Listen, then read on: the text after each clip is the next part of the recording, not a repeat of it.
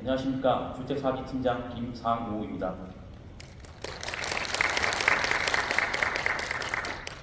오늘 강의는 일반 시민은 물론 조합원과 조합 관계자에게 지역주택조합의 사업에 대한 정확한 정보와 법률 교육을 제공하여 주민 피해를 예방하고 투명한 사업 추진을 제고하기 위하여 마련하였습니다. 강의가 끝난 후 궁금하신 사항을 변호사님께 직접 질의할 수 있는 시간이 있으니 참고하시기 바랍니다. 먼저 오늘 강의해 주실 김은주 변호사님의 양력을 소개해 드리겠습니다. 변호사님은 현재 법무부인 강남 변호사로 재직 중이시며 성균관대학교 대학원 방재안전공학부 겸임교수, 서울시 종로구 계약심의위원회 위원장, 서울시 동작구 도시계획위원회 위원, 사단법인 한국리모델링협회 보험변호사 등 다양한 분야에서 활동 중이십니다. 아울러 지역주택조합 관련 지역주택조합의 진실, 지역주택조합 탈퇴, 해산, 파산, 사기 예방 기법 등의 저서를 집필하였습니다. 지금부터 지역주택조합의 이해라는 주제로 강의해 주실 김은주 변호사님을 뜨거운 박수로 맞이해 주시기 바랍니다.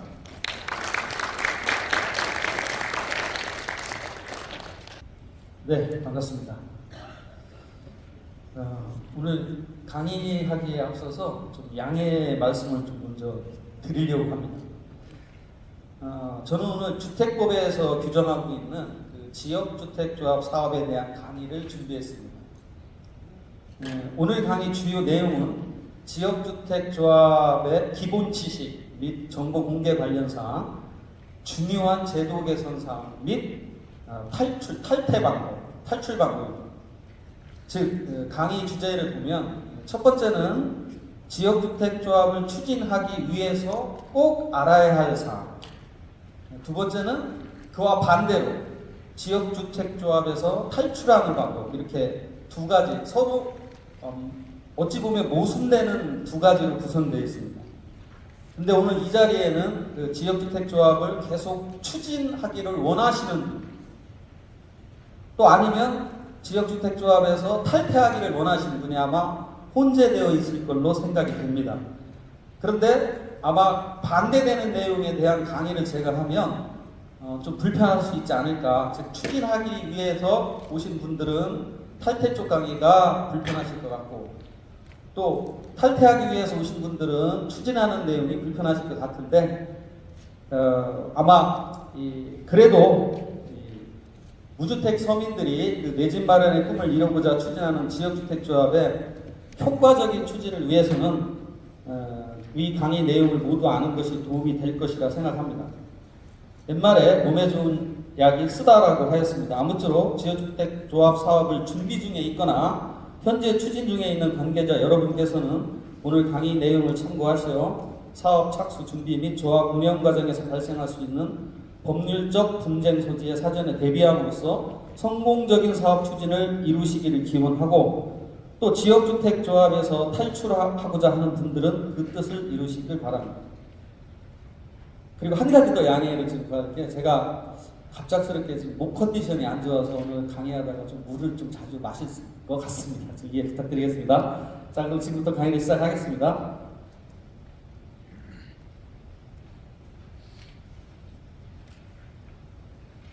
지역주택조합이란 여러분들이 다 아시다시피 무주택자 다수의 구성원들이 주택을 마련하기 위해서 결성하는 조합이죠.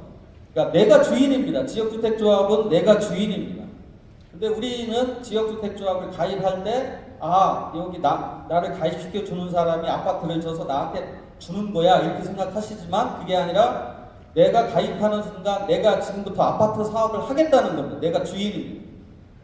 그래서 이익이 나면 내가 다 갖고 손실이 나면 다 내가 떠안아야 되는 그런 사업 구조입니다. 저기 보면 참 있어서는 안 될 일인데, 추가 분담금을 요구하며 아파트 출입문을 용접한 사례입니다. 이게 무슨 내용이냐? 서울에서 있었던 일인데, 법원 판결로 추가 분담금을 내지 않아도 된다는 판결이 나왔음에도 불구하고 막무가내로 추가 분담금을 요구하면서 그 액수가 무려 1억 5천입니다. 저렇게 아파트 출입문을 용접을 했어요. 그런데 저게 TV에도 보도됐는데 충격적인 건 뭐냐면 저기 저렇게 용접을 한 저 안에 사람이 살고 있었다는 거예요.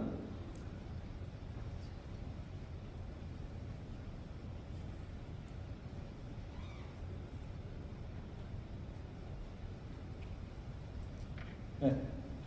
지역주택조합의 장단점에 대해서 말씀드리겠습니다. 장점은 다 아시다시피 청약통장이 필요 없죠. 그 다음에 임대주택도 짓지 않습니다. 그리고 뭐 분양가 상한제도 예외죠. 청약통장이 필요 없다는 게 제일 큰 장점이고, 그 다음에 이제 뭐 싸게 입주할 수 있다. 이게 제일 장점으로 내세웠었는데 지금은 그렇지가 않죠. 그게 장점이 되기는 어렵습니다.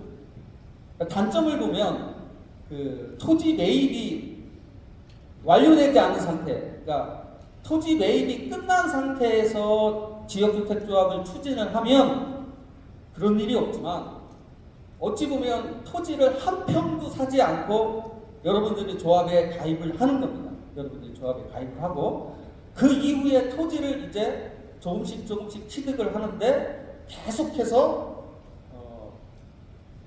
토지주께서들이 가격을 올리죠. 이렇게 계속해서 조금씩 가격을 올립니다. 그래서 이제 땅값이 상승하고, 그 다음에 이제 지역주택조합은 재개발 재건축과는 달리 연고가 지역 연고에 거기 사는 사람이 아닙니다. 그래서 결속력이 약화가 되죠. 결속력이 약화되고, 그래서 어떤 여러 가지 그리고 이 조합장을 비롯한 조합 임원도 그 사업을 추진하는 업무 대행사가 친한 사람을 이렇게 뽑죠. 친한 사람을 뽑습니다.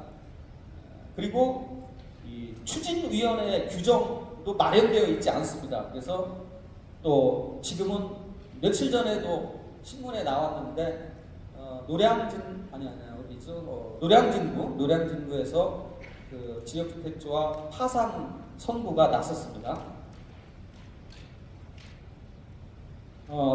신문 보도 내용인데요. 뭐 제목이 좀 그렇긴 하지만 원수에게 권한다는 지역주택조합. 여기 잘 보시면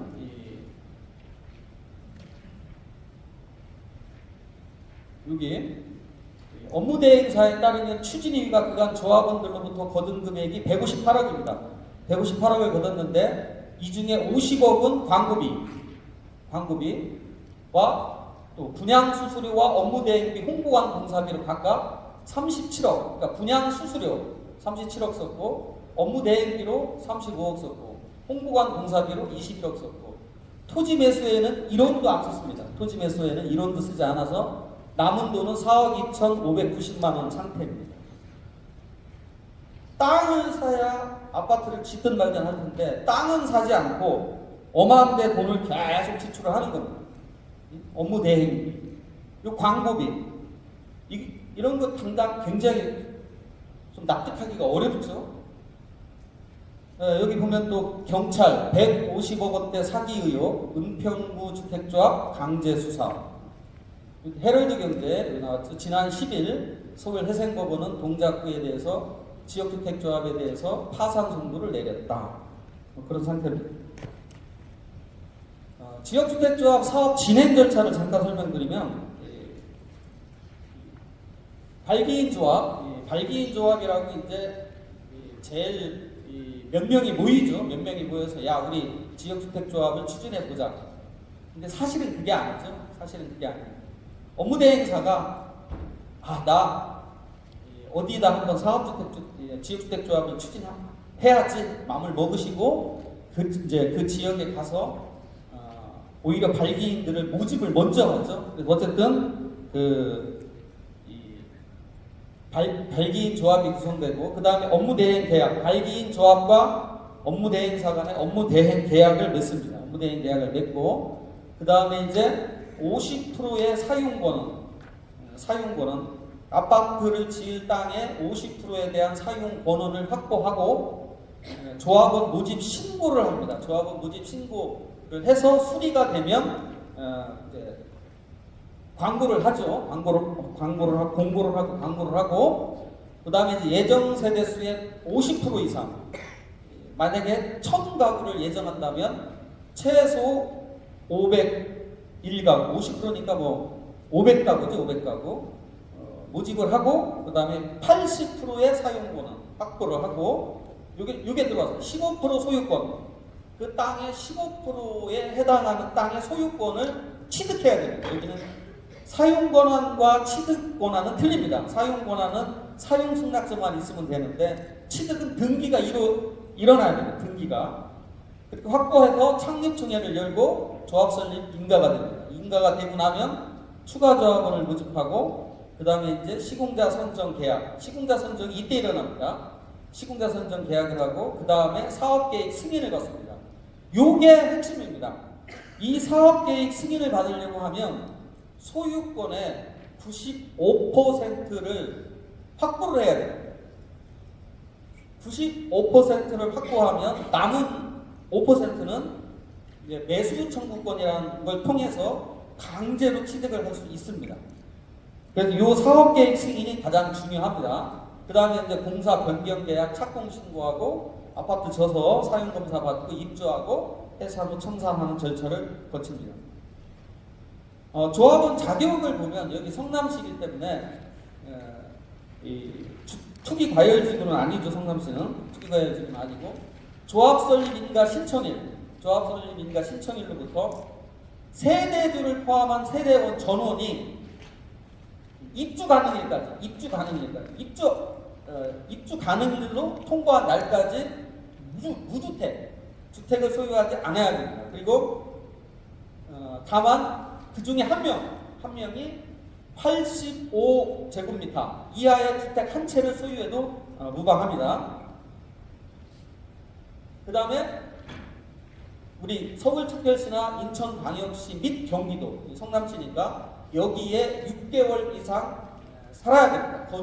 계속해서 거주해서 온 사람, 그리고 다른 지역주택조합의 조합원이 아닌 경우, 이게 조합원 자격입니다. 그 다음에 이제 시공자 등 협력업체 선정 시기 및 방법. 주택법에 보면 시공자 선정 및 계약은 조합 총회 의결만 거쳐라, 이렇게만 되어 있습니다. 조합 총회 의결을 거쳐라.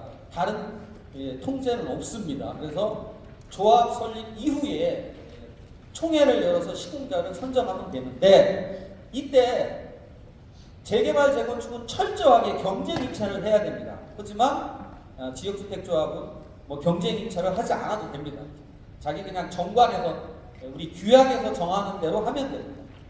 그리고 이제 과거에는 어떻게 했냐면 예정 시공자라는 이름을 써서 시공자라는 표현을 막 썼습니다. 여기가 이제 예정 땡땡땡 이렇게.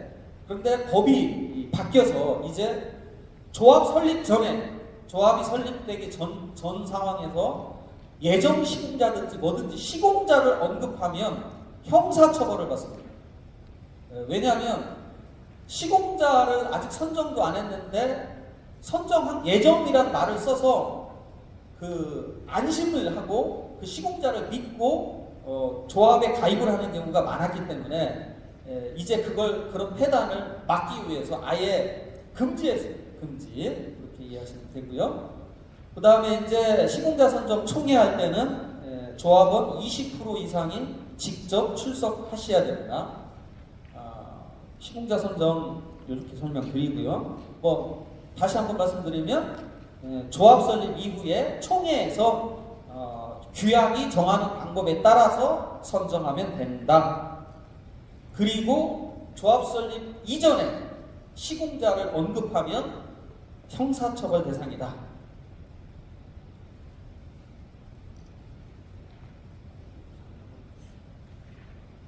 자, 이제 정보 공개에 대해서 설명을 좀 드리겠습니다. 2013년 6월 6일자에 관련 자료의 공개라는 제목으로 정보 공개 조문이 신설됐습니다. 그 다음에 2016년 1월 19일 날 이제 형사 처벌 조항이 들어왔고, 그 다음에 2019년 12월 10일 날 연간 자금 운용 개입 및 자금 집행 실적 제출, 또 2020년 1월 23일 날에 실적 보고서 작성 공개 의무가 신설됐습니다. 실적 보고서 작성 공개가 이제 이런 것들은 이제 여러분들이 잘 아셔야 돼요. 이게 이 실적 보고서를 작성 공개해야 되는데 이걸 안 하면 형사처벌이 됩니다. 그래서 여기 실적 보고서는 발기인 또는 임원, 발기인 또는 임원, 그 다음에 발기인 또는 임원은 실적 보고서를 분기별로, 분기 3개월에 한 번씩 분기별로 작성해야 됩니다. 여기에는 모집 현황, 조합원 모집 현황과 그 다음에 사용 권한 및 소유권 확보 현황, 그 다음에 그 설계자, 시공자, 업무 대행자 등과의 계약 체결 현황, 그 다음에 본 수익 및 비용에 관한 사항, 공사 진행 사항, 그 다음에 중요한 게 있죠. 자금 차입에 관한 사항. 이런 것들을 분기별로 분기가 끝나는 때로부터 30일 이내에 작성해야 돼요. 그리고 이것에 대해서 토지 등 소유자, 조합 가입한 조합원이 정보 공개를 청구를 하면 15일 내에 열람 복사를 해줘야 됩니다. 이게 굉장히 이런 제도가 시행함으로써 조합원의 권익을 굉장히 보호를 해주는 거죠. 정보공개 청구권, 이게 여기 오신 조합원님들이 갖고 계신 핵심 권한 중에 하나입니다. 정보공개 청구권에 보면 내용이 저렇게 많습니다. 1번부터 10번까지. 저기에 해당되는 내용은 전부 정보공개 청구를 할 수 있습니다. 그런데 중요한 건 이제 밑에 박스친 부분에, 밑에 박스친 부분에 이 부분 보면 연간 자금 운용 계획서, 월별 자금 입출금 명세서, 연간 자금 운용 계획서, 월별 자금 입출금, 이것도 있습니다. 월별 자금 입출금 명세서, 그 다음에 조합원별 분담금 납부해요. 누가 얼마큼 냈는지 굉장히 중요하죠. 그 다음에 조합원별 추가 분담금 산출돼요. 이런 것들도 다 정보공개를 청구해서 입수할 수가 있습니다. 정보공개를 청구해서 입수할 수가 있습니다. 주택법 12조 서명에 보면 또 이것도 중요한 내용이 있습니다. 조합 구성원 명부. 도대체 우리 지역주택조합의 조합원은 누구누가 있느냐? 명부 내놔라 할 수 있습니다. 명부 내놔라. 그 다음에 토지 사용 승낙서 등 확보 서류. 이것도 관련자를 한번 사본에서 내놔봐라. 이런 것도 열람복사 요청을 할 수가 있고 15일 이내에 요청에 따라야 됩니다. 다만 요청을 할 때 어떻게 해야 되느냐? 사용 목적을 적은 서면 또는 전자문서. 이게 중요합니다. 사용 목적을 적은 서면 또는 전자문서로만 해야 됩니다. 그러니까 구두로 요청하면 소용이 없고 사용 목적을 기재하지 않으면 또 소용이 없습니다.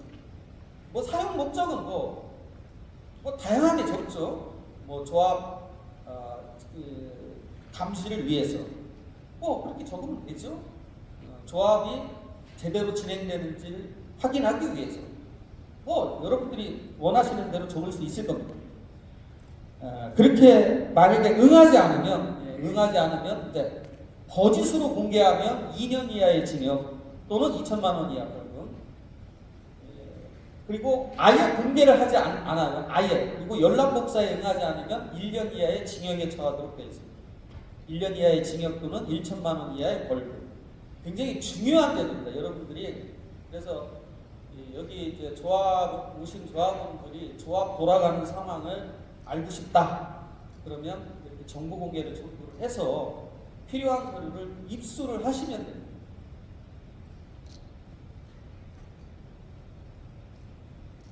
그 다음에 연간 자금 운용 계획 및 자금 집행 실적도 작성해서 제출을 해야 됩니다. 이 연간 여기 보면 이제 직전 연도 자금 운용 계획 및 자금 집행 실적에 관한 자료, 등록사업자 선정, 업무대행사 선정, 조합임원의 선임회의, 그 다음에 여기 또 있죠. 사용권은 및 소유권의 확보 현황에 관한 자료, 이런 자료들을 작성해서 매년 정기적으로 성남시는 성남시장님에게 제출해야 돼요. 성남시장님에게 제출을 해야 돼요.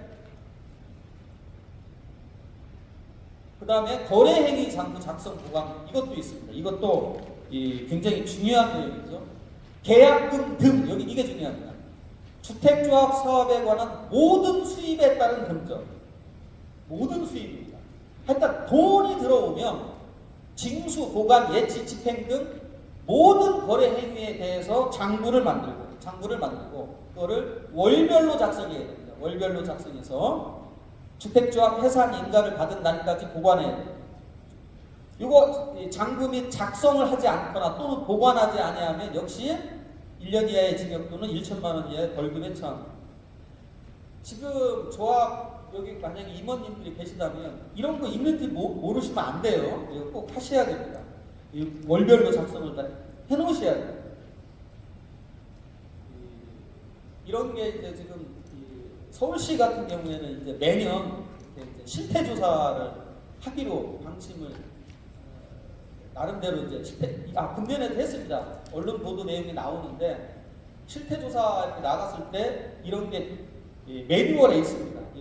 이거 내놔라 당장 거래 행위 장부 작성 한거 있냐 월별로 없으면 이제 형사처벌 받는 애로사항이 있습니다.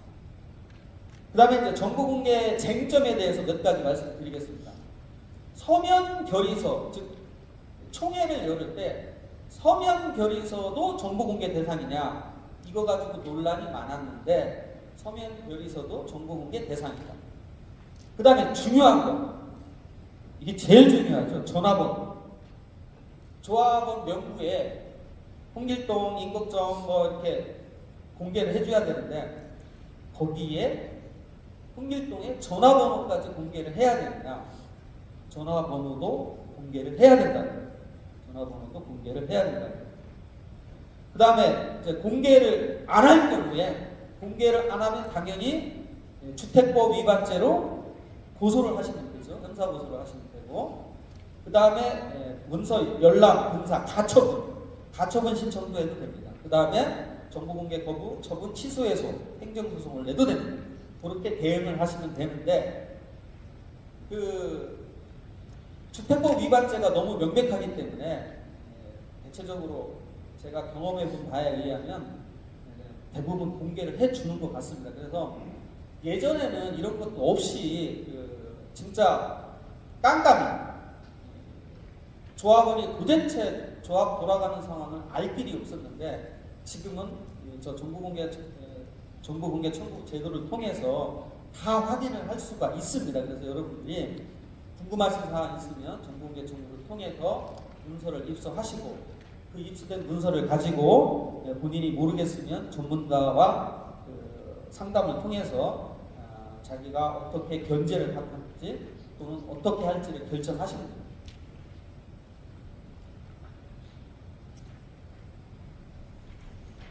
자, 그러면 이미 가입한 조합원이 알고 실천해야 될 사항이 뭐냐? 제가 즉시 단톡방을 개설해라. 즉시 단톡방을 개설해라. 그리고 자기가 이제 분담금 증액 여부 또 관심을 가져야 돼요. 관심.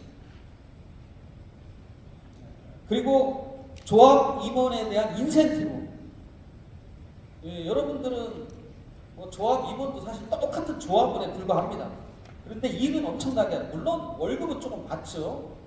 하지만 그 월급 가지고 또 조합 임원 해보시면 되게 힘듭니다. 잘 알지도 못하는데 공부도 해야 되고 또 여러분들은 한 명이지만 조합원이 뭐 몇백 명한테 일일이 같은 말을 하루에 수도 없이 해야 돼요. 그런 애로사항도 있습니다. 그래서 그분들 도덕성도 좀 담보하고 전문성도 담보하고 싶으시면 좀 인센티브, 조합 임원에 대한 인센티브 제도를 마련하는 것도 나쁘지 않다고 생각을 합니다.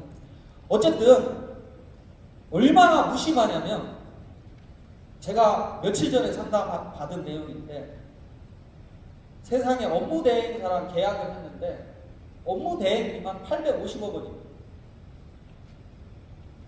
조합 총 해서 800명의 조합원을 모집해서 아파트를 짓는 현장인데 아니 어떻게 업무대행비가 850억이냐고. 이게 이게 말이 안 되죠. 말이 안 돼요. 여러분들 재개발 재건축 할 때 정비회사라는 게 있는 거 아세요 혹시? 정비회사 다 아세요? 정비회사가 있는데 모르겠어요. 제가 이쪽에 한 뭐 오랫동안 수십 년 해보면서 정비회사는 여기 업무 대행사하고 틀려요. 자기가 돈을 대여를 해줍니다. 그리고 나서 시공자가 선정돼야지만 비로소 돈을 자기가 낸 돈, 빌려준 돈, 이게 많게는 어떤 때는 몇십억이 돼요. 시공자 선정이 돼야지만 그때 비로소 자기가 시공자로 또 빌려서 돈을 대여해 준 돈을 가져갑니다. 자기 고수는 둘째 치고. 근데 중간에 만약에 시공자 선정 못하거나 조합 설립 못하면 또 조합 설립할 때 지분구가 바뀌면 해제됩니다. 해제. 이런 어려움이 있는데 그래도 이 사람들이 제가 뭐 강남에 수천 세대를 해도 200억 원을 넘어가는 거 못 봤습니다.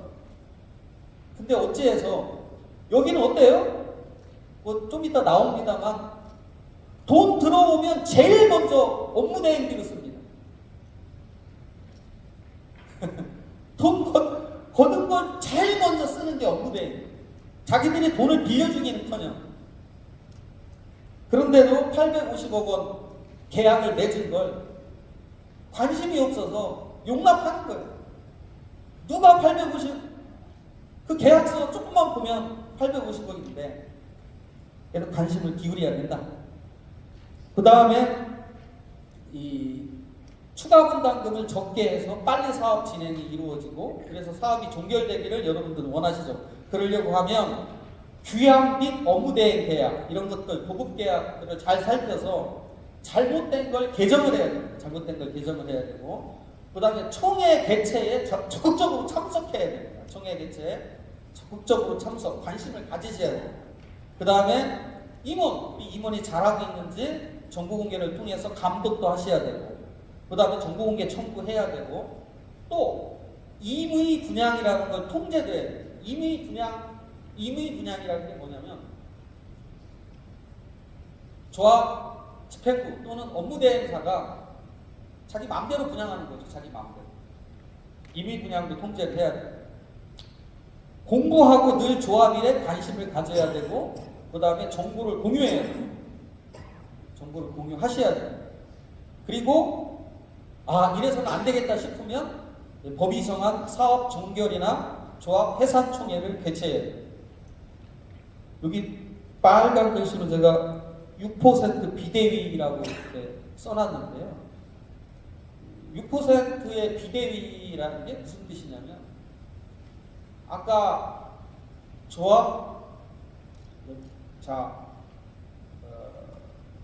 50% 사용 승낙을 해서 조합 모집 신고를 받고 80% 사용 승낙 받고 15% 소유권 확보해서 조합 설립 인가를 받고 그 다음에 사업계획 승인을 받아야 되는데 그때 95%의 소유권을 확보해야 된다라고 합니다. 그런데 6% 비대위는 뭐냐면 그 사업구역에 6%의 토지 소유자가 뭉칩니다. 그거 6% 비대위예요. 94%를 취득했지만 6%를 취득 못하면 그 지역주택조합 사업은 끝입니다. 못 갑니다.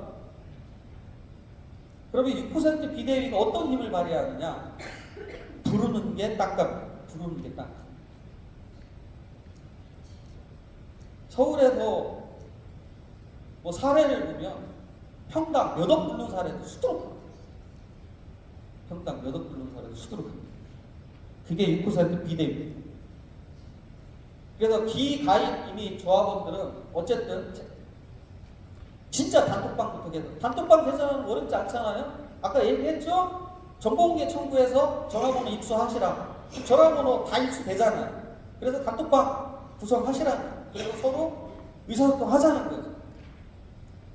내가 가만히 있으면 내 재산을 누군가 다 내 권리를 침해하는 거예요.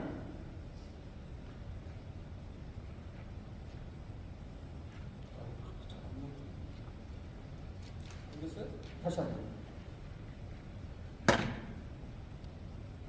주택조합 임원이 지켜야 될 3개명.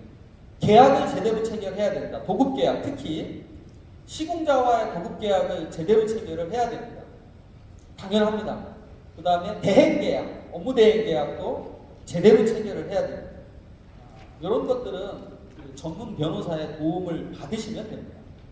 그 다음에 총회 개최, 의무적 총회 개최 사항은 총회를 개최해야 됩니다. 여기 영 20조에 보면 1번부터 7번까지 쭉 있습니다. 그 다음에 도덕성 및 전문성을 좀 갖췄으면 좋겠다. 자, 제도 개선 내용을 좀 살펴보겠습니다. 제도 개선 내용을 보면 이 핵심이 이겁니다. 핵심이 2017년 6월 3일 날 조합원 모집 신고. 옛날에는 모집 신고, 공개 모집 이런 거 없었어요. 2017년 6월 3일 이전에는 지역주택자 사업을 어떻게 했느냐? 그냥 제가 한다고 치면 친구랑 술 먹다가 친구랑 술 한잔 하다가 야, 우리 지역주택조합 사업이나 한번 해볼까? 그래? 하자. 어디다 할까? 아무데나. 심지어 야, 여기 성남시청 이 건물 지어져 있는데 야, 성남시청 자리다 내가 한번 해볼까? 아, 이거 참 웃기는 일이. 하여튼 그냥 자기가 금 긋는 거예요. 아무데나 이렇게. 아무데나. 금 긋고 광고 때리는. 뭐야, 모집시 어떻게 때리냐? 주변 아파트가 만약에 평당 2천만 원이다. 그러면 우리는 1,000만 원에 입주시켜주겠다. 가입해라. 예전에는 그렇게 했어요. 그렇게 해서 돈 그냥 걷어들이면 그거 실컷 아까 얘기했죠. 업무대행비로 가져가고 광고비로 쓰고 뭐 홍보관비로 쓰고 그렇게 해서 이 사업 추진을 했습니다. 근데 지금은 그게 안 됩니다. 이제는 정확하게 모집 신고 및 공개 모집 의무화를 했고, 그 다음에 2020년 7월 24일 날 이게 추가됐습니다. 50% 이상 토지 사용 승낙, 사용 권한을 확보해야지만 조합원 모집 신고 수리가 됩니다. 그 다음에 또 핵심적인 내용이 여기 이제 2020년 7월 24일 날 개정된 거 보면 조합 설립 인가를 해주려고 하면 소유권 15%를 확보해라. 이게 핵심입니다. 핵심. 그 다음에 이제 요거 사업 지연 시 해상 모집 신고를 하고 2년 내에 조합 설립 인가를 못 받은 경우에는 사업 종결총회. 그 다음에 조합 설립 인가를 받고 3년 내에 사업계획 승인 95% 소유권을 확보해서 사업계획 승인을 받지 못하면 해상총회를 개최하도록 제도 개선을 했습니다. 그래서 상세하게 좀 살펴보면 2017년 6월 3일 날 개정 내용입니다. 탈퇴 및 환급 관련 규정. 조합원의 탈퇴 및 환급 관련 규정을 신설을 이때 하긴 했는데 하나만 합니다. 하나만. 왜냐? 규약에다 맡겨놨기 때문에 하나만 하고 업무 대행자의 업무 범위, 여기 조합원 모집 신고제도 공개 모집제도 신설, 뭐 어쩌고 총회 의결 시 직접 출석 이런 것들을 잘 이렇게 규정을 했습니다. 그 다음에 표준 규약도 개정을 했습니다. 표준 규약. 옛날에는 조합 임원의 임기가 종신제였습니다. 종신제. 근데 종신제가 아니라 이제는 3년으로 하되 연임할 수 있다. 이렇게 바뀌었습니다. 그리고 조합원 5분의 4 이상에 의한 서면에 의한 합의가 있는 때에는 총회의 의결이 있는 것으로 본다. 이게 무슨 뜻이냐면 이 조항이 굉장히 중요한 내용이었습니다. 조합원 5분의 4 이상이 서면으로 합의를 하면 총회를 안 거쳐도 돼요. 아까 총회 의결사항이 꽤 있었죠? 총회 의결사항. 그 총회 의결을 그럼 변호사님, 총회 의결은 뭐 조합원 과반수 출석 과반수 찬성으로 통과시키는데 그게 빠르지. 어떻게 5분의 4 서면으로 합의를 하는 게 빠릅니까? 당연히 이런 의문이 들지잖아요. 그죠? 당장 이런 의문이 듭니다. 근데 예전에 이 제도가 요게 있을 때는 어떻게 했냐면 여러분들이 조합 설립 동의 조합 가입을 할 때 미리 백지에다가 여러분들 도장을 잔뜩 찍어놨어요. 여러 장. 거기다가 자기들이 보충해버려요. 편법이죠, 편법. 그래서 아예 이제 이거를 없앴습니다. 이걸 없애서 아예 없앴고, 제가 이건 반드시 사라져야 된다고 주장을 했더니 하여튼 없앴습니다. 그 다음에 2019년 12월 10일 날 이게 이제 예치기관의 가입비 예치, 이제 가입비를 내가 예치를 했습니다. 즉 가입하고 가입비를 예치를 했는데 집에 돌아가서 보니까 또 며칠 있다 보니까 야 그거 아니래, 지역주택조합 가입하지 말래, 또는 내가 지금 자금 운영 사항이 안 될 것 같아. 그러면 30일 이내로 철회할 수 있는 기회를 주는 겁니다. 30일 이내로 나 그만둘래요 라고 반환 요청을 하면 무조건 반환을 해주도록 제도 개선이 일어났습니다. 그래서 30일 이내 내가 철회를 하고 예치금 환급이 가능하도록 했고, 잘 개정이 됐죠. 그 다음에 2020년 1월 23일 날은 아까 얘기한 것처럼 15% 이상 소유권을 확보해야 조합 설립 인가가 가능하다. 그 다음에 모집 신고할 때도 50% 이상 사용 권한을 확보해야 된다. 그리고 이거 있죠? 조합 가입 계약서 내용을 법제화. 가입 계약서 내용을 법으로 아예 어떠한 내용으로 법제화를 하고 작성을 의무화했습니다. 의무화하고, 그 다음에 또 이거 중요한 거, 모집 주체에게 설명 의무, 그 계약서에 대해서 설명 의무를 부과하고 이해했다는 확인서를 받아야 됩니다. 그러니까 이거 안 받으시면, 여러분 여기 조합 추진하는 분들은 이거 안 하고 이거 안 받으시면 그분 모집한 거 아닙니다. 그분이 나중에 그거 조합 가입 계약 취소하면 100번 깨집니다. 이게 없습니다. 그러니까 여러분들은 꼭 조합 추진하시는 분들은 요 이해 확인서 같은 거 잘 작성해서 교부해야 됩니다. 그 다음에 조합원 모집 광고할 때 준수 의무, 그 다음에 모집 광고도 함부로 못합니다. 그러니까 모집 광고 내용도 행정청에서 심사를 합니다. 심사를 하고 만약에 잘못된 광고를 하면 형사처벌도 조항도 있습니다. 형사처벌 조항도 있습니다. 그리고 이제 아까 말씀드린 해산 및 인가견 비법인사대 사업 종결 요건을 신설했고, 아까 얘기한 거 계약금 징수 보관 예치 이런 것들도 제도 개선을 했습니다. 자, 쟁점. 이제 쟁점. 모집 신고 수리한 후에, 자, 다시 말씀드립니다. 조합원 모집 신고를 성남시에 내서 수리를 받아야 되는데 50% 사용 승낙서를 받아야 돼요. 그런데 50% 사용 승낙서를 받아서 모집 신고를 수리를 요청했고 수리를 했습니다. 모집 신고가 끝난 거예요. 그런데 토지 등 소유자가 야, 나 그거 철회할래? 토지 사용 승낙서 철회할래? 이런 경우가 지금 종종 일어나고 있습니다. 이럴 때는 어떻게 해야 될 거냐? 그러면 모집 신고 요건이 50% 확보기 때문에, 그리고 조합 설립 인가 요건이 80% 사용 승낙 확보를 해야 되기 때문에 행정청은 주택법 14조 사항에 의해서 보완 명령을 때려야 됩니다. 다시 받아와라. 다시 받아와라. 그래서 만약에 못 받아오면 50% 미달됐기 때문에 수리 처분, 수리 신고한 그거를 취소해야 된다. 요거는 제 사견입니다. 사견. 참고하시죠. 변호사님 이거 사견까지 얘기할 필요가 있냐 이렇게 말씀하시는데 저한테 제일 많이 묻는 질문이 이거였습니다. 그 조합 측에서 묻는 질문이 어떡하죠 변호사님? 그래서 말씀드리는 겁니다.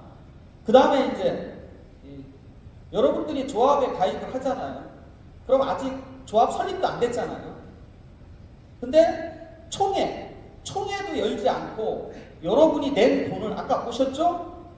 159억이나 되는 돈을 막 써내깁니다. 누가 쓴다? 업무대행자. 막 집행합니다. 총회도 안 열고 집행을 합니다. 그러면 당연히 말이 안 되는 거죠.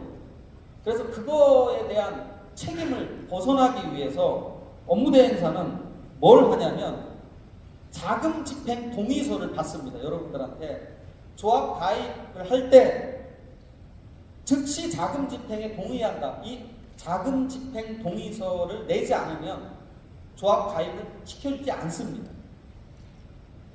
조합 가입 시켜주지가 않습니다. 그러면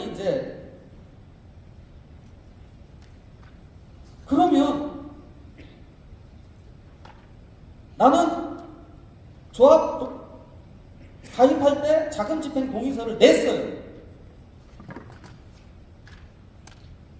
그리고 나서 내가 마음이 변했어. 그래서 나는 자금 집행 동의서를 철회한다 라고 업무대행사하고 그 발기인한테 공문을 보냈다. 이럴 경우는 어떻게 할 거예요? 자금 집행할 수 있는 거예요? 모르겠어요, 저도. 다만 지금 자금 집행을 하려고 하면 여러분이 모집한 돈은 법상 무조건 누구한테로 가냐면 신탁회사로 갑니다. 신탁회사. 업무대행사가 갖고 있지 않습니다. 발기인도 갖고 있지 않습니다. 신탁사 통장으로 들어갑니다. 그러면 신탁사는 제가 그래서 신탁사한테 물어봤어요. 아니 그렇게 돈을 막 내주면 어떡하냐. 땅 사는 것도 아닌데. 그러니까 아니 자금 집행 동의를 했는데 뭐 내가 안 내주고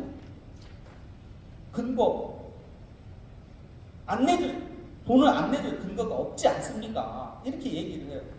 그래서 제가 물어봤어요. 그러면 자금 집행 동의서 철회한다든지 아니면 조건을 붙인다. 땅값으로만 집행해라. 그 외에는 나는 자금 집행 동의서를 철회한다. 이렇게 오면 신탁사 당신은 어떻게 할 거예요?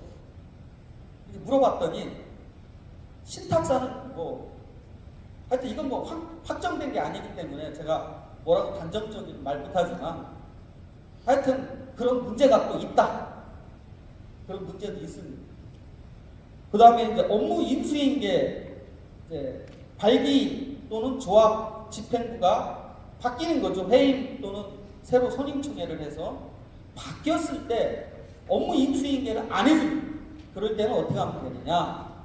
그 업무방해죄로 형사고소를 하고 그 다음에 업무 인수인계 소송을 해서 그 승소 판결을 받으면 됩니다. 여기 승소 판결 사례입니다. 요 2022 가합 512176 판결 요걸 빼보시면 어떻게 소송을 할지 주문은 어떻게 나가는지 다 자세히 있습니다. 이걸 떼보시면 알겠고요. 자, 업무대행자의 자격. 그러면 이 중요한 업무대행자의 자격이 얼마나 세냐? 참 별거 없습니다. 얼마나 세냐? 첫 번째 등록사업자, 그 다음에 공인중개사, 그 다음에 정비회사, 그 다음에 등록사업자. 등록사업자가 사무실 확보하고 2명 이상 상근하면 그만이에요. 이거 등록사업자가 사무실 조그만 크기도 없어요. 사무실 확보하고 2명 이상 상근하면 그만이에요. 그 다음에 신탁업자. 그 다음에 이제 자본금 요건이 있어요. 대통령령이 정하는 자본금을 보유한 자인데 법인인 경우 5억 이상, 개인은 10억 이상. 업무대행 자격이 참 뭐라고 표현해야 되냐면 글쎄요. 이렇게 알아두시면 됩니다. 자격 요건은 이렇다. 업무대행자 자격 요건은 이렇다.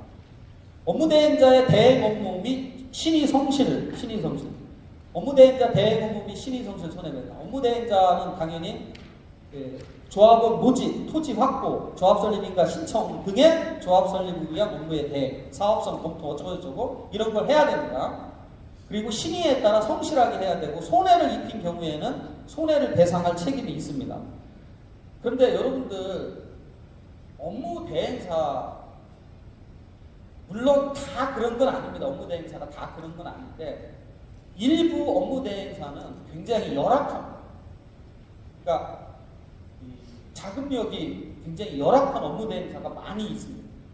그래서 저렇게 손해배상 청구 소송해서 승소해도 소용이 없습니다. 그래서 정말 여러분들이 진짜 업무 대행사를 좋은 업무 대행사를 만나는 게 지역주택조합 성공의 첫 걸음이라고 저는 생각을 합니다. 자, 50% 이상 사유권원 확보, 신고, 수리하고 공개 모집. 귀에 따갑죠, 이제 머릿속에 팍 박혔죠?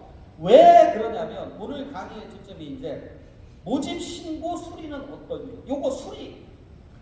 이 지역주택조합에서 모집, 신고, 수리가 안 되면 모집을 못 하니까, 과거하고 틀리게 모집을 못 하기 때문에 이게 가장 중요해서 자꾸 말씀을 드리는 겁니다.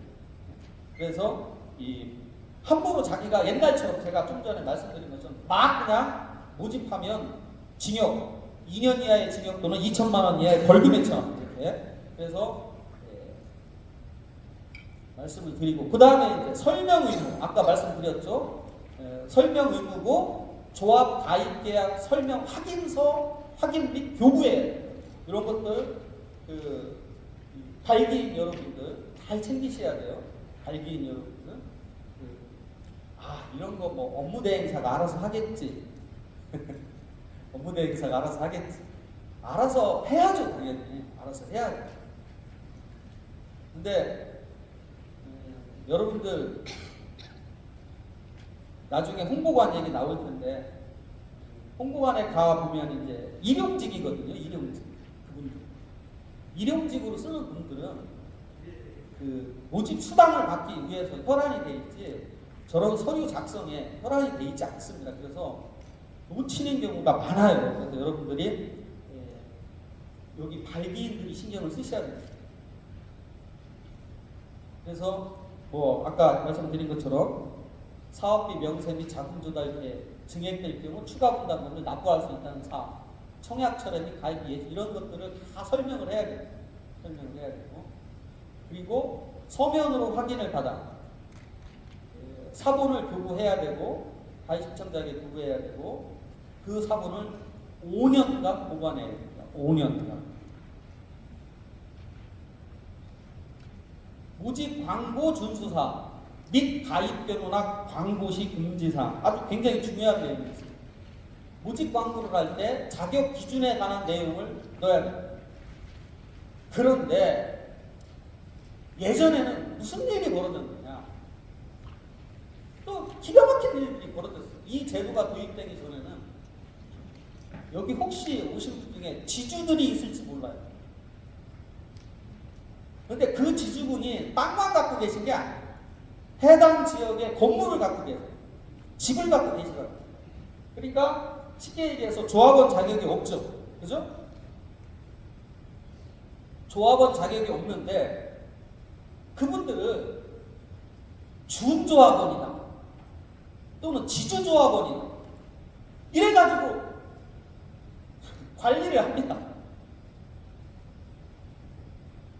왜 관리를 하느냐? 이분들이 나중에 조합 설립인가 신청일 그때 그 이전에 주택을 철거해버리면 무주택자가 되거든요. 그럼 가입이 가능하잖아요. 그죠? 가입이 가능합니다. 그러니까 그런 일들이 계속해서 벌어져 왔고 지금도 벌어지고 있습니다. 지금.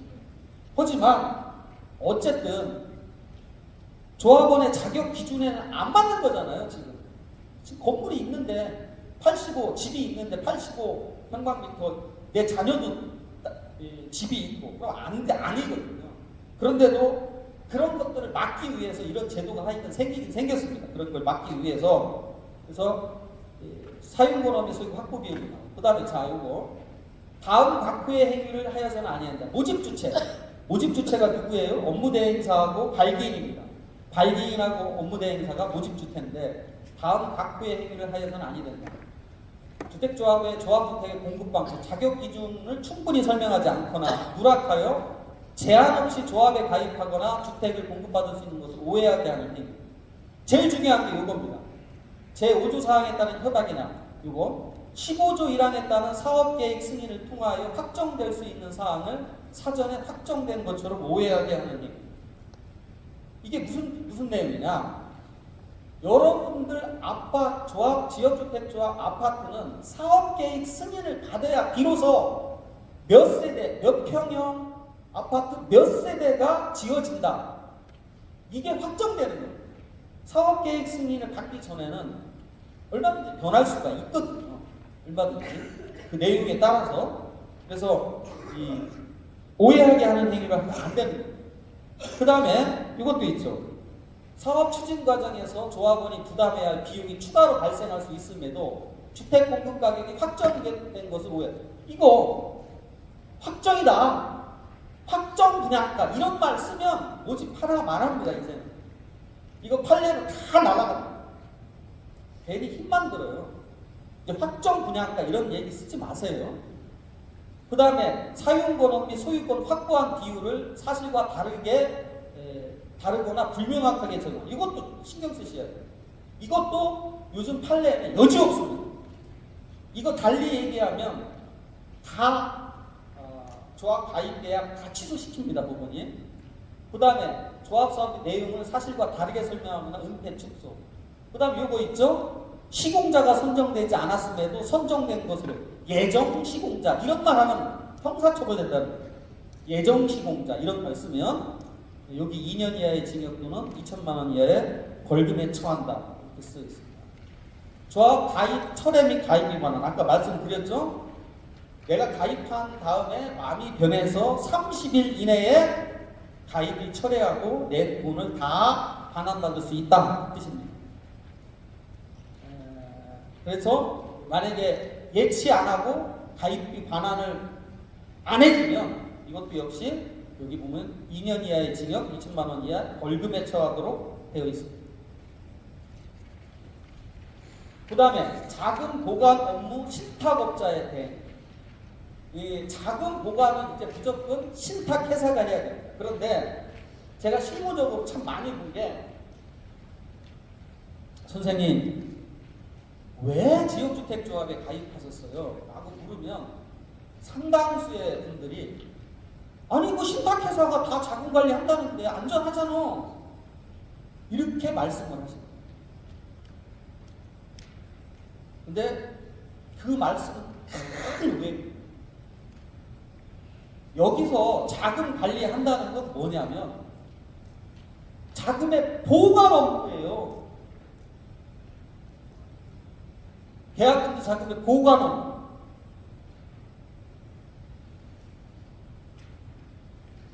신탁회사는 어떤 기능만 하냐면 은행하고 똑같습니다. 은행이 어떻게 하죠?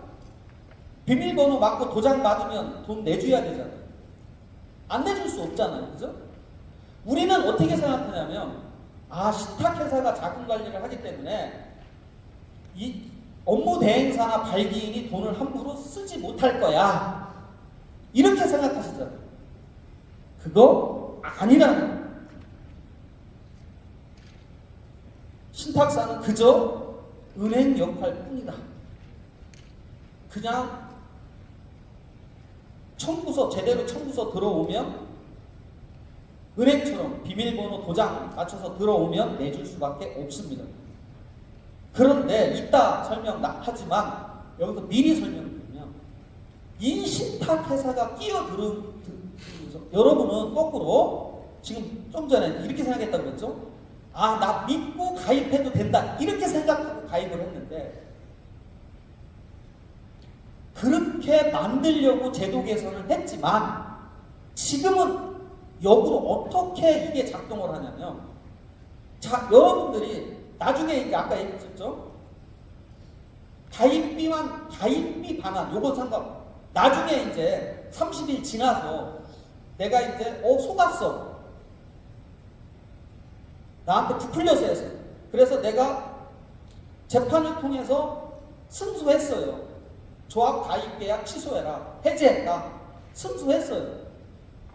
근데 그러면 승소할 때는 거기 판결문에 뭐라고 적혀 있냐면 당연히 돈 얼마, 내가 낸 돈 돌려주라고 써 있잖아요. 그죠? 그것 때문에 소송하는 거잖아요. 조합 가입 계약 취소하고 내가 그동안 낸 돈은 이제 나한테 돌려주라. 이렇게 소송을 해서 승소 판결문을 받습니다. 그런데 돈은 어디 있어요? 조합에 있어요? 어디 있어요? 신탁에 있죠? 그죠? 제가 책을 이렇게 오늘 2권을 갖고 왔는데 이렇게 잘 맞추시는 분한테 오늘 책 2권을 선물 드리도록 하겠습니다. 신탁에 돈이 있잖아요. 그죠? 조합에 돈이 없어요. 승소 판결은 받아봤자 소용이 없단 말이에요. 신탁사가 돈을 내줘야 돼요. 근데 신탁사는 야 그거 승소 판결이 조합이잖아. 나한테 승소 판결 받은 거 아니잖아. 라고 안 내줘요. 그래? 왜? 그러면 신탁사를 상대로 이제 추신금 소송이라는 게 어려운, 야 그냥 신탁사를 상대로 돈 내놔 라는 소송을 넣어요. 신탁사를 상대로 돈 내놔 이렇게 소송을 넣습니다. 그랬더니 1심, 2심은 그래 그럼 줘야지 신탁사 돈 내줘 이렇게 판결을 했더니 제가 뭐라고 표현해야 되나, 우리 대한민국 최고 법원이라는 대법원에서는 뭐라고 하냐, 신탁사가 하는 말을 그대로 들어줬어요. 뭐라고 했냐, 아직 조합 설립이 안 됐다면 발기인과 업무대행사, 조합 설립이 됐다면 조합장과 업무대행사가 환불 요청서를 내어 자기한테 요청해야만 돈을 줄 수 있다. 다시 얘기하면 이 신탁사가 한테 우리가 싸우는 그 발기인하고 조합장하고 업무대행사, 이 사람들이 우리 돈을 돌려주라고 환불 요청서를 내지 않는 한 내가 아무리 승소해도 내가 승소한 판결금을 집행할 방법이 없습니다. 즉 도와주려고 만든 제도가 이제는 여러분의 발목을 잡는 꼴이 됐습니다. 그래서 결론적으로 신탁회사를 믿고 조합 가입하는 건 잘못이다. 그건 아니다. 신탁은 그저 단지 돈을 보관하는 역할 뿐이다. 은행 역할이다. 신탁회사가 업무대행사나 조합을 관리 감독하지 않는다는 거. 관리 감독하지 않는다는 거. 자, 모집신고 수리 제도 및 도입 및 거부 사유. 2017년 6월 3일부터 모집신고 도입을 했죠. 이거 계속 설명드렸어요. 그 다음에 2020년 7월 24일부터는 50% 토지사용권은 확보도 도입을 했어요. 토지사용권. 그래서 여기서 이제 이거 제가 이제 좀 주장하는 건데, 여기 토지사용권은 엄밀히 따지면 지역주택조합 부지로 사용 승낙한다. 이게 맞죠, 그죠? 지역주택조합 부지로 사용 승낙한다. 이게 맞는데 지역주택조합 부지라는 말은 쏙 빼고 그냥 토지 사용 승낙서만 내줍니다. 그러면 그 토지주들이 미쳤다고 그걸 내주냐? 아니거든요. 뭐라고 설득을 하냐? 업무대행사나 발기 또는 조합이, 여기 이제 발기인이죠. 발기인이나 업무대행사가 선생님 땅에는 지금 아파트를 질 수 있는 땅이 아닙니다.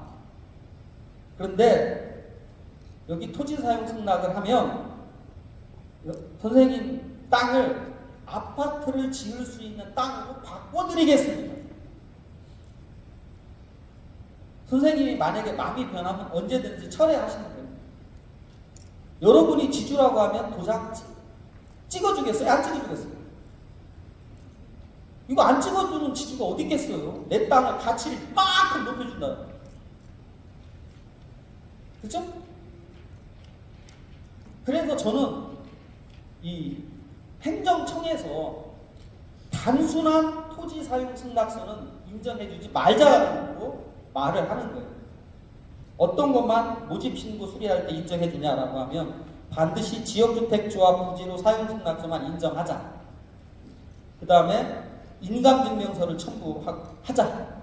인감증명서 첨부 안 돼 있는 건 토지 사용 승낙서로 봐주지 말자. 이게 제 주장하는 거예요. 이건 제 사견인데 제 사견처럼 실제 업무를 집행하는 행정청이 굉장히 많습니다. 굉장히 많아요. 제 사견이라고 무시하지 마시고 제 견해처럼 지금 이미 행정 업무 처리를 보는 각 지자체가 엄청나게 많습니다. 그 다음에 50% 사용권은 확보를 하는데 국공유지가 포함되면 어떻게 할 거냐? 국공유지는 뺄 거냐? 아니다. 국공유지가 예를 들어서 2만 평방미터인데 그 중에 국공유지가 5천이 있다. 이것도 포함해서 어쨌든 1만 평방미터 이상의 사용 권한을 확보해야 된다. 국공유지니까 5천 15,000 중에 반만 하자 이게 아닙니다. 15,000 중에 반 7,500만 얻으면 되는 게 아니라 국공유지 포함해서 이 만으로 사용승낙서를 확보해야 됩니다. 근데 지금 이제 행정청은 어떤 움직임이 있냐면 국공유지가 포함되어 있으면 그걸 가지고 모집신고를 수리를 안 내주려고 하는 움직임이 있습니다. 그 정도 말씀드리고, 자, 50% 사용권한 확보의 의미 다시 말씀드립니다. 사용 목적을 기재하고 단순한 토지 사용승낙서 안 된다. 그래서 사용권을 확보하라는 것은 지구단위 계획에 대한 동의가 아니라 지역주택조합 부지로 사용하는 권한을 확보하라는 것이 명백하다. 그래서 행정청은 단순히 2020년 7월 20일 신고되는 경우 지역주택조합 부지 사용승낙이 아닌 단순한 토지 사용승낙서만 징구해서 모집신고를 할 경우에는 모집신고를 거부해달라. 이런 뜻입니다.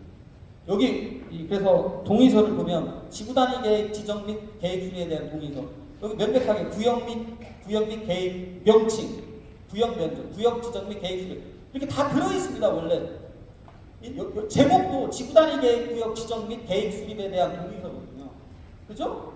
그러니까 우리도 명백하게 지역주택조합 부지로 사용 승낙서, 사용에 대한 동의서 그렇게 하자는 게 제 주장입니다. 그래서 모집 신고의 이제 수리 거부 행위 이게 제일 어찌 보면 오늘 이제 여러분들이 탈퇴하고 싶은 분들은 이 조항이 핵심입니다. 탈퇴하고 싶은 분들은 이 조항이 핵심입니다. 자, 수리 거부 사유 및 재량행위라는 건데 일단 거부 사유가 있습니다. 여기 이미 신고된 사업대지와 중복되는 거. 이게 무슨 뜻이냐면 세상에 같은 땅을 놓고 두 군데, 세 군데 발기인들이 여기다 우리 지역주택조합 하겠다라고 모집신고를 막 냅니다. 말이 안 되잖아요. 어떻게 지역 아파트 같은 땅에다가 얘도 하겠다, 얘도 하겠다. 어떻게 하란 말이에요. 말도 안 되는 일이 예전에 벌어졌습니다. 그래, 제가 중요한 게 핵심이 이겁니다. 이미 수립되었거나 수립 예정인 도시분계, 이미 수립된 토지 이용계, 이미 수립된, 그러니까 현재 그 지역주택조합 아파트를 지려고 하는 땅에 현재의 토지 이용 계획을 가지고 아파트를 몇 채를 질 수 있느냐 없느냐를 따져야 된다는 거예요. 현재의. 그런데 다시 이걸 좀 보완하면 지역주택조합 부지, 지역주택조합 조합원에 가입하는 이유를 물어보면 딱 두 가지. 크게 얘기해요. 싸다. 너무너무 싸다. 그 다음에 또 한 가지. 안심보장 확약서, 안심보장 증서를 줘. 이 두 가지예요. 그러니까 싼 이유가 뭐냐? 이따 나오지만 현재의 토지 이용 계획대로 하면 여기 아파트에 뭐 15층까지밖에 못 줘요. 그런데 내가 지구 단위 계획이라는 걸 수립해서 종상향을 받아. 그러면 거기에 30층을 질 수 있습니다. 그런데 아직 그거 한 거 아니거든요. 그런데 앞으로 내가 그렇게 할 거야. 미래의 계획을 가지고 뻥튀기를. 그렇게 해서 모집신고를 내는 거예요. 그래서 그걸 수리해주면 안 된다는 게 제 뻥튀기를 받으면 안 된다는 거예요. 그 뻥튀기가 안 되면 싸게, 주변보다 싸게 분양금을 제시할 수가 없습니다. 절대로 못해요. 그래서 그 말씀을 드리는 거예요.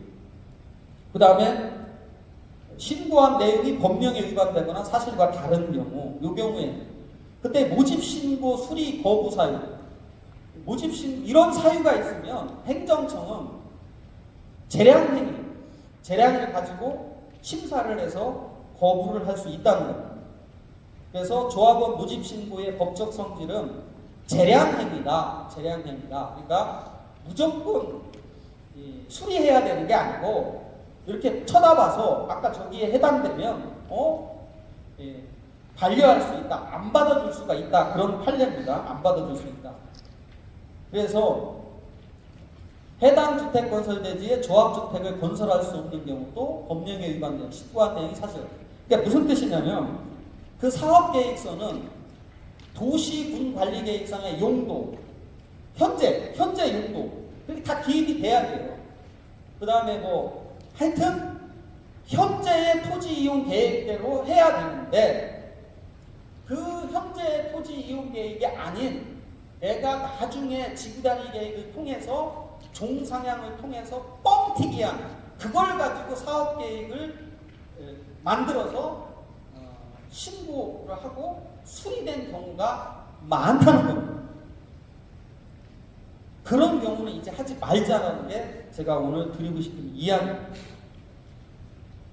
그래서 현재의 도시계획에 부합하게 작성해야 되고 그렇지 않으면 법령에 위반되거나 다르게 작성한 경우는 신고 수리를 거부해야 됩니다. 그런데 이것이 현재의 하급심 판례입니다. 대부분의 하급심 판례입니다. 판례. 제 사견이지만 판례로 다 뒷받침됩니다. 판례로. 그래서 여기 써 있는 것처럼 명백히 현재의 도시계획에 의하면 아파트 건설이 불가하거나 가능하다 하더라도 현재의 도시계획대로 건폐율 용적률을 적용하여 주택건설 예정세대수를 기재하지 않으면 이는 법령에 위반되거나 사실과 다른 거다. 그래서 현재 예정대지의 지구단위 계획 선행이 없이 이미 수립된 도시계획이나 이미 수립된 토지이용계획상 추진위원회가 주장하는 아파트를 건설할 수 없다면 당연히 모집신고를 반려해야 된다. 이게 하급심 판례입니다. 지구단위 계획 수립, 서울시는 100세대 이상 아파트를 지으려면 무조건 의무적 지구단위 계획인데 여기 성남시 같은 경우에도 여러분들 다 그렇게 알 겁니다. 우리 지역주택조합을 지으려면 지구단위 계획을 수립해야 된다. 이렇게 알고 있습니다. 왜 지구단위 계획을 수립하느냐? 지구단위 계획 수립을 안 하면 토지 소유권 100%를 취득해야 돼요. 지구단위 계획을 수립하면 그나마 95%만 취득하고 나머지 5%는 매도 청구를 통해서 강제로 뺏어올 수 있어요. 그러니까 지구단위 계획을 하는 거예요. 그런데 그 지구단위 계획이 어떻게 될지 모르잖아요. 앞으로. 근데 모집신고 단계에서 이미 최상의 시나리오를 가지고 지구단위 계획을 내가 이렇게 변경하겠다라고 뻥튀기 된 계획을 가지고 들이밀고 여러분들한테 주변 시세가 평당 2천인데 1,000에 분양하겠다. 이거는 말이 안 된다는 거예요. 그래서 현재 용도 지역으로 사업 계획을 수립해야 된다라고 계속 말씀드립니다. 소위 뻥튀기 계획을 신고하여 싼 값에 조합원 가액을 부추길 수 없다. 현재의 토지 이용 계획으로 사업 계획을 수립하면 못한다는 거예요. 그래서 거부해라. 자, 판례를 좀 보면 행정심판 사례를 보면 어떻게 되어 있냐면 자, 이 사건 토지 이용 상황을 보면 제2종 일반주거지역으로서 7층에서 15층까지밖에 못 줘요. 현재는. 그런데 이분들은 나중에 지구단위 계획을 해서 24층으로 짓겠다 이렇게 모집 신고를 했어요. 그리고 또 하나, 그 안에 공원이 있어. 공원도 다른 곳에 이전해서 하겠다 이렇게 신고를 하니까 구청에서, 만약에 여기는 이제 성남시겠죠? 성남시에서 웃기는 소리 하지 마라. 야, 너는 지금 15층 이하밖에 못 짓는데 뭔 24층이냐. 그리고 여기 공원 우리 폐지 못한다. 그러고서 반려 안 받아줘. 이렇게 반려해버리니까 행정 심판을 걸었어요. 그러니까 여지없이 그 모집 신고 구청이 이긴 겁니다. 구청이 이긴 겁니다. 그 다음에 모집 신고를 또 반려해서 구청이 승소한 판례가, 제가 여기 요거 그 중에 하나를 보면 이미 자연 녹지가 97%예요. 생산 녹지가 2.5%, 용도 지역이 지정되어 있어요. 자연 녹지에서는 원고가 시행한 아파트 건축이 불가능해요. 이런데도 뭐라고 하냐? 나 지구단위 계획을 통해서 자연 녹지는 종상향 해가지고 아파트 짓게 뭐 모집 신고 수리해줘 이렇게 신고를 하니까 행정청에서는 아니야, 너 거기 못 짓잖아 라고 반려를 해버리니까 소송을 걸었는데 행정청이 이겼다는 얘기입니다. 행정청. 여기도 또 명확합니다. 이건 올해 나온 판결이죠. 조합원 모집 신고에 대한 처분 당시 수립되었거나 수립 예정인 도시 분관리 계획에 정한 건축 기준 및 건축 제한 등에 의해 해당 주택 건설 대지에 조합주택을 건설할 수 없는 경우에는 시장구청장은 법률 조항에 따라 조합원 모집 신고를 불수리해야 된다 이런 얘기입니다. 그 다음에 요 밑에 최근에 나온 대법원도 용도 지역을 변경하지 않고서는 10층 이하의 아파트만 건축할 수 있는 사실을 국비한 채 13층 이상의 호실을 배정하는 방법으로 고층 아파트 건축이 확정되는 것처럼 이야기해서 모집 신고도 수리도 받았고 모집도 했어요. 그러니까 조합원이 야 이거 돈 돌려줘라고 소송하니까 여지없이 대법원이 인정을 한 거예요. 인정을 해준 겁니다. 자, 그래서 여기까지의 결론은 뭐냐? 가장 중요한 건 현재의 토지 이용 계획으로 사업 계획을 작성해서 모집 신고 수리된 것만 유효하다. 만약에 그렇지 않고 뻥튀기 된 거는 여기 행정심판 사례처럼 또는 행정소송 사례처럼 한번 여러분들이 다퉈볼 필요성이 있다. 그 말을 하고 싶은 겁니다. 물론 대법원 판결이 아니기 때문에 어떻게 될지 저도 몰라요. 일단 하급심 판결은 그렇다는 거예요. 하급심 판결은. 대법원 판결 났으면 저도 자신있게 얘기하는데, 다만 요건 대법원 판결이잖아요. 2022년. 요런 걸 미루어 보면 이런 판결이 대법원에 가서 깨지지 않을 거다. 그래서 혹시 여기 지금 공무원 명찰도 많이 보이시는데 공무원 분들은 이 점 명심해서 뻥튀기로 아직 현재 토지 이용 계획이 아닌 것으로 사업 계획을 꾸려서 모집 신고 수리하면 철저하게 불수리 반려하라 이 말을 하는 겁니다. 30일 내에 가입철회 계속 말씀드렸죠. 그리고 여기서 제가 말한 요 방문판매법은 지워버리세요. 방문판매법은 뭐 큰 의미가 없어요. 방문판매법은 지워버리시고, 그 다음에 이제 지금까지는 이제 모집 신고 수리,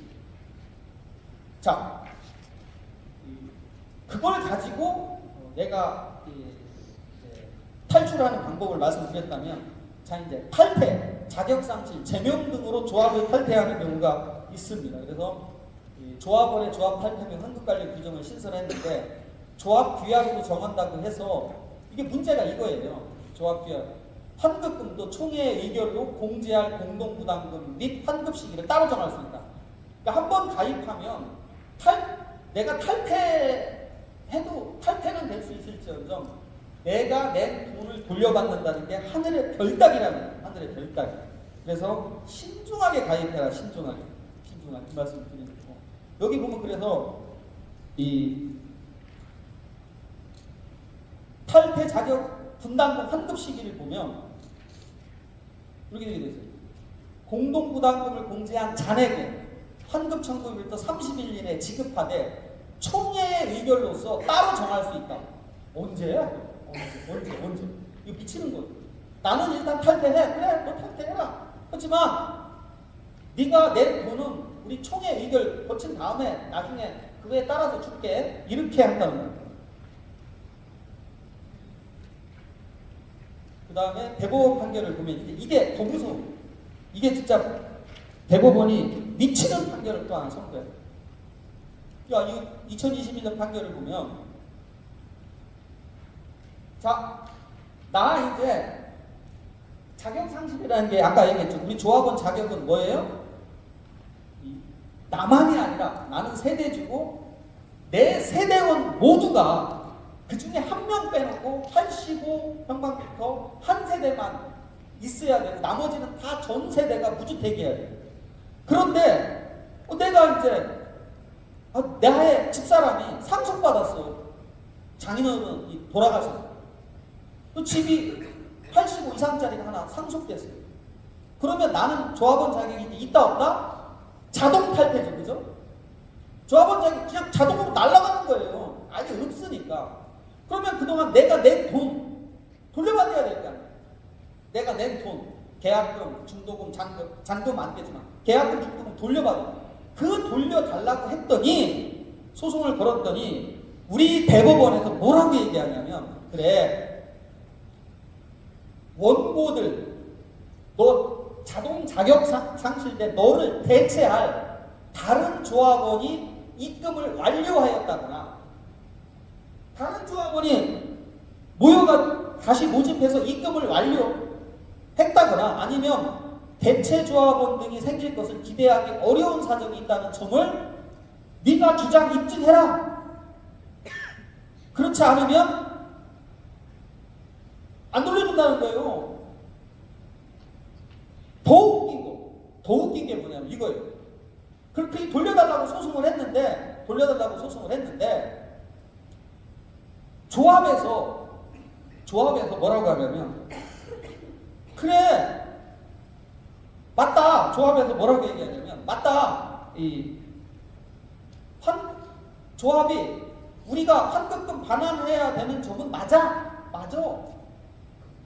그런데 아직 환급 시기가 도래하지 않았어 라고 말을 하면 원고에게 미리 청구할 필요가 인정된다고 보기 어려워 해당 소송은 각하다. 이 각하라는 게 뭐냐면 소송 자격이 없다는 거예요. 그러니까 환급 시기가 도래할 때 와라 이거예요. 그게 무슨 뜻이냐? 환급 시기는 언제다? 요거 대체할 다른 조합원이 입금을 완료했냐? 요때만 소송해라 이거예요. 이래도 막 가입하시겠냐? 굉장히 나름대로 어렵긴 하죠. 하여튼 이런 판결이 있습니다. 그 다음에 법적 해제권 또는 취소권 행사를 통한 계약 종료. 이것도 마찬가지예요. 이게 이제 변호사들이 먹고 사는 거죠. 참 저한테도 이런 소송해달라고 엄청 많이 의뢰가 오는데 저희는 잘 안 해드립니다. 왜냐? 소송해서 실제 돈을 받을 수가 없어요. 아까 말씀드렸죠. 아니 돈을 받을 수 없는데 진짜 돈을 받을 수 있는 방법을 강구해야 됩니다.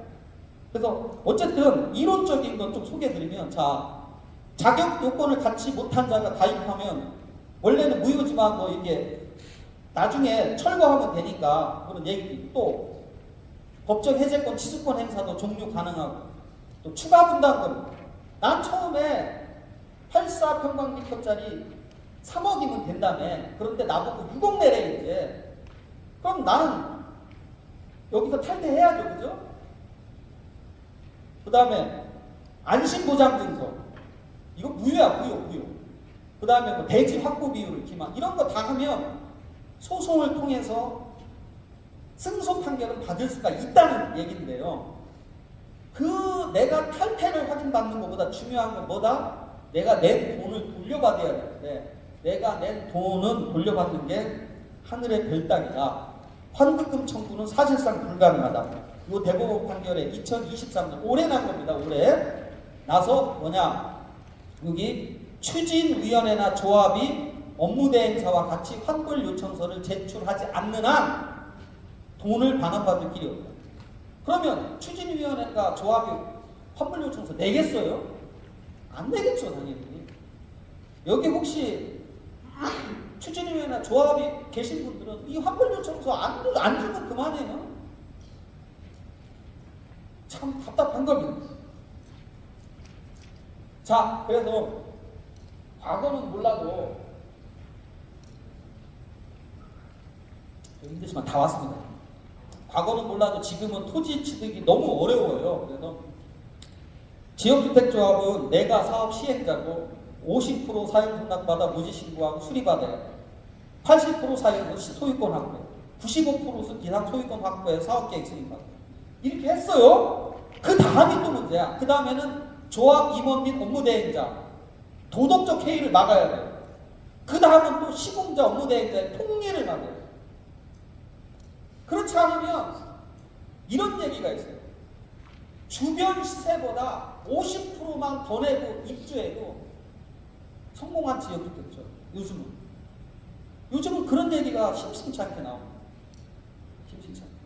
물론 과거의 지역주택조합 성공 사례는 엄청나게 많습니다.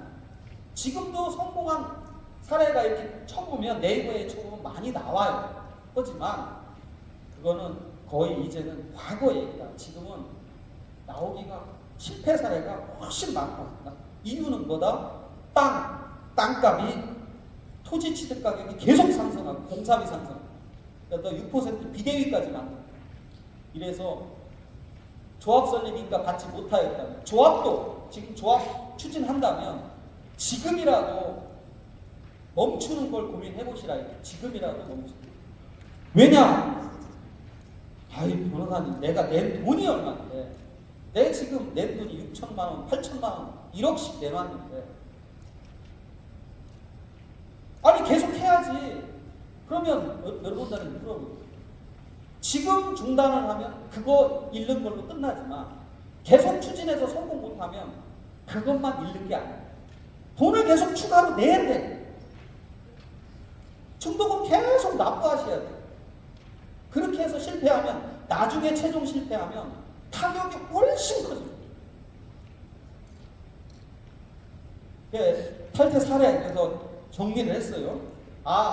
내가 탈퇴를 하고 싶다 그러면 어떤 수순을 밟아가면 되냐면, 자, 안심보장근서 믿고 확보비에 뻥튀기하고 어쩌고저쩌고 하면 조합 가입 계약을 취소해서 탈퇴할 수 있어요. 이거 이제 변호사랑 상담하면 돼요. 법정 해제권 또는 취소권 행사, 이것도 변호사랑 상담해서.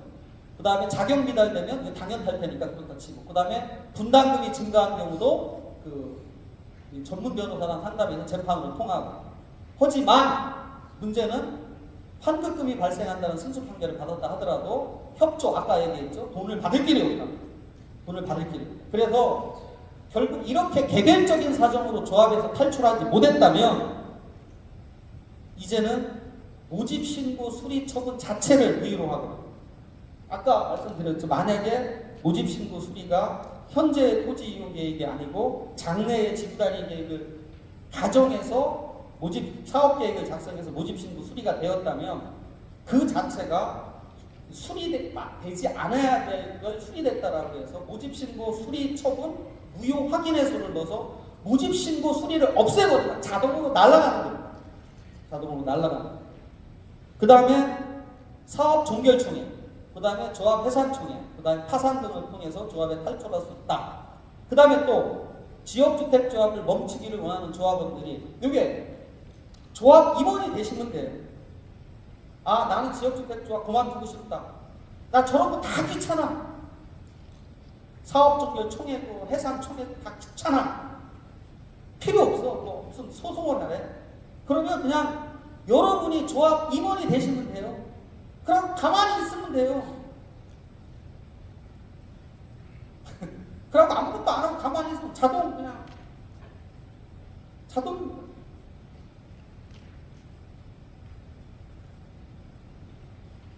사업의 종결총회, 이건 요것만 설명드리면 돼. 뭐냐?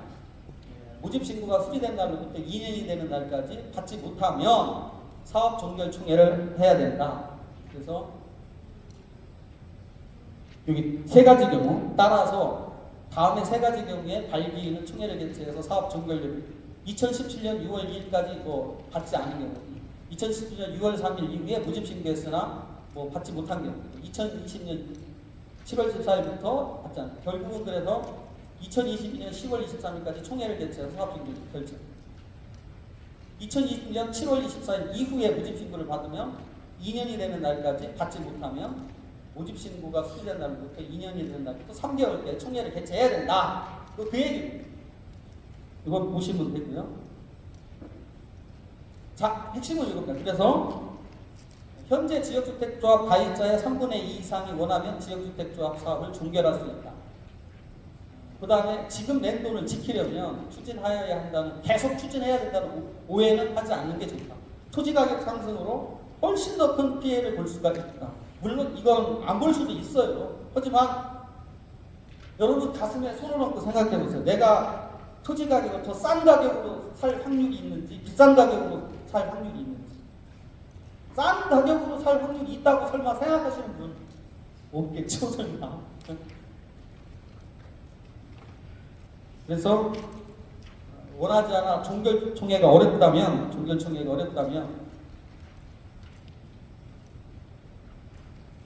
이 소송을 통한 방법이나 기타 사실상 해산 방법. 아까 사실상 해산 방법은 뭐냐면 내가 임원이 돼서 아무것도 안 하면 가만히 있는 거예요. 내가 임원이 돼서 가만히 있는 거예요. 어떻게 할 거예요? 내가 임원이 돼서 가만히 있으면 어떻게 할 거예요? 그래서 만약에 그 사업 종결총회를 안 한다 그러면 행정청은 필요한 보고하고 그 다음에 주택법 14조 제4항에 의해서 사업 종결총회를 열어라라고 행정명령을 할 수 있습니다. 행정명령을 하고 그 명령을 따르지 않으면 형사처벌입니다. 형사처벌. 예, 사업 종결총회를 명할 수 있다. 그 다음에 이제 마지막으로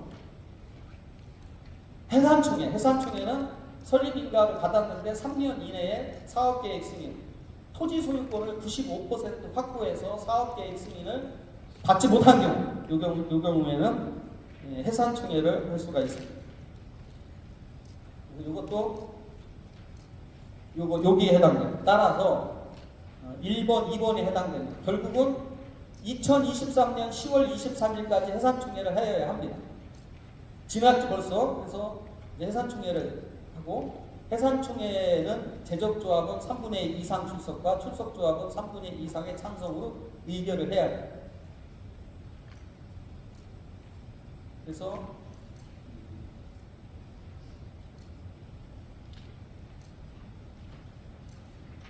여기서는 하나 좀 이제 지우해야 돼요. 해산총회를 개최 아니할 경우는 해산을 원하는 조합원들이 조합장을 해임하고 스스로 조합장을 임원으로 선임해서 해산총회를 개최하면 됩니다. 해임 권한이 있으니까요. 조합장을 바꿔서 개최합니다. 행정청은 해산총회 개최에 필요한 보고를 할 수 있고, 요거 주택법 14조 사항, 요거는 요 모집 주체한테 하는 건데, 모집 주체는 발기인과 업무대행자이기 때문에 여기 해산총회는 이게 해당이 없는 것 같아요. 제가 이거 잘못 썼습니다. 그래서 요거는 삭제, 이거는 삭제합니다. 그 다음에 지역주택조합의 파산, 지역주택조합도 파산 신청할 수 있습니다. 그리고 조합 설립이 안 된 추진위원회라더라도 파산 신청을 할 수 있어요. 여기 아직 조합 설립 인가를 받지 못한 지역주택조합 추진위원회라도 파산 신청이 가능합니다. 그래서 최근에 파산 선고가 많이 나고 있다. 그 다음에 홍보관, 이제 자 지역주택조합 모집할 때 홍보관 만들죠, 그죠? 근데 이런 참 법조문이 어떤 법조문이 있냐면 이런 법조문이 있어요. 주택법 11조의 5를 보면 15조 1항에 따른 사업계획 승인을 통하여 확정될 수 있는 사항은 사전에 확정된 것처럼 오해하게 하는 행위. 여러분 홍보관은 뭐죠? 견본주택법 비슷하게 막 거기다 해놓잖아요. 그래서 이렇게 그 모형도 만들어 놓고, 그죠? 층수도 만들어 놓고 여기에 뭐 이렇게 이 아파트 단지에 뭐 시냇물도 만들고, 요즘은 유행하는 거 그 뭐예요? 그 물언덕도 이렇게 만들고. 아니 그걸 아직 사업계획 승인도 안 받았는데 어떻게 하냐? 그런 거 하지 말라, 이렇게 광고하지 말라고 돼 있는데 더 무서운 거예요. 더 무서운. 주택법 60조는 견본주택의 건축 기준을 보면 견본주택의 내부에 사용하는 마감자재 가구는 사업계획 승인 내용과 같은 것으로 시공 설치해야 돼요.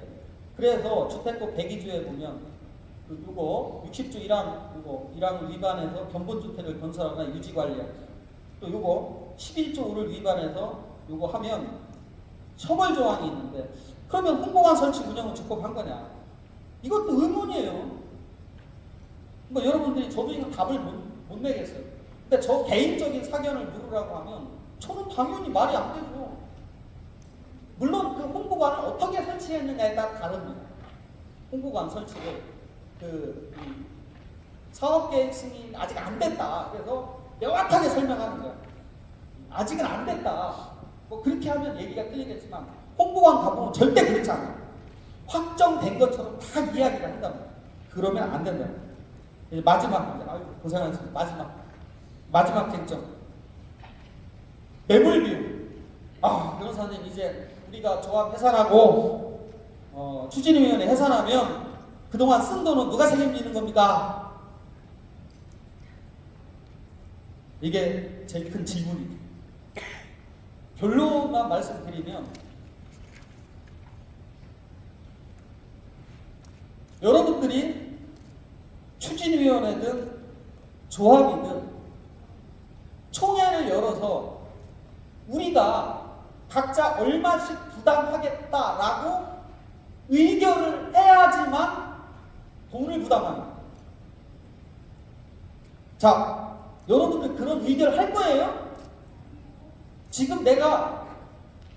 우리 아까 홍보관 운영비도 지금 한 10억 밀려 있어. 돈 줄 거 있어. 홍보관 운영비. 그 다음에 저 광고 먼저 했는데 광고비도 지금 내가 10억 안 줬어. 이거 준다고 여러분 결의할 거예요? 안 하실 거잖아. 그러니까 결국은 그만둬도 매몰 비용 부담은 여러분이 총회를 열어서 부담을 결의하지 않는 한 여러분 각자 개인 재산으로 책임지지 않는 거예요.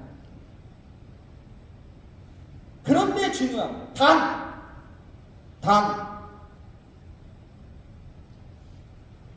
임원으로서 추진위원장으로서 발기인으로서 연대보증을 하셨다면 연대보증 책임은 면할 길이 없습니다. 연대보증을 하셨다면 연대보증 책임은 면할 길이 없습니다. 그러니까 여러분들 절대로 연대보증 쓰지 마세요. 쓸 이유도 없습니다. 왜 여러분이 뭘 좋다고 연대보증까지 서가면서 조합 임원을 해야 되고 조합장을 해야 돼요? 여러분이 나쁜 뜻을 갖고 있지 않다면 연대보증까지 하면서 조합장을 할 이유가 하나도 없죠. 그죠? 나쁜 뜻을 갖지 않았다. 그런데 그래도 연대보증을 해야 되겠다. 여러분들? 그럼 제가 팁을 하나 드릴게요. 그래도 연대보증을 해야 되겠다 라고 생각하시면 한정을 해요. 보증 한정. 딱 책임을 한정하세요. 한정. 뭐냐? 혹시 내가 만약에 그 구역 내에 땅이 있다면 아니면 내가 다른 재산이 있다면 내 연대보증 책임은 요 물건 요 부동산 또는 요 건물 요걸로만 책임을 지겠다. 요걸로만 책임을 지겠다. 라고 한정을 하시고 그리고 그것도 우리 조합에 내가 잘못으로 그만뒀을 때 책임지는 거지 네가 돈을 빌려준 시공자 또는 업무대행자 또는 뭐 정비회사 또는 설계자 네가 잘못해서 우리가 너를 잘랐을 때는 연대보증 책임 없다. 이렇게 한정을 해서 연대보증을 쓰시면 그래도 큰 책임을 막을 수가 있어요. 그리고 그렇게 구역을 한정한 다음에 하나 행위를 더해. 그건 차마 지금 촬영을 하기 때문에 공개적으로 말씀을 못 드리고 뭔지 이해하실 거예요. 그렇게 하면 연대고전 안 쓴 거랑 똑같아요. 안 쓴 거랑 똑같습니다. 그래서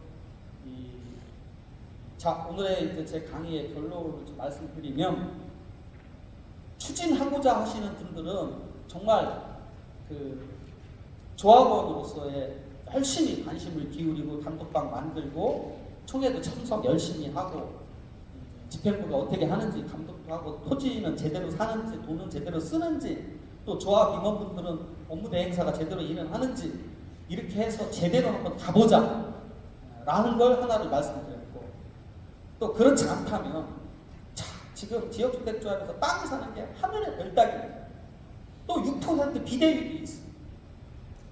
그러면 멈춰야 돼. 그러려고 하면 내가 멈추는 방법은 개별적인 저런 소송도 있지만 큰 틀에서 모집 신고를 자체를 날려버리는 거, 아니면 사업 종결총회를 하든가, 아니면 해산총회를 하든가, 아니면 내가 조합장이 돼서 가만히 있든가, 이런 방법을 통해서 지역주택조합에서 탈출하시면 된다라는 게 제 강의의 요점입니다.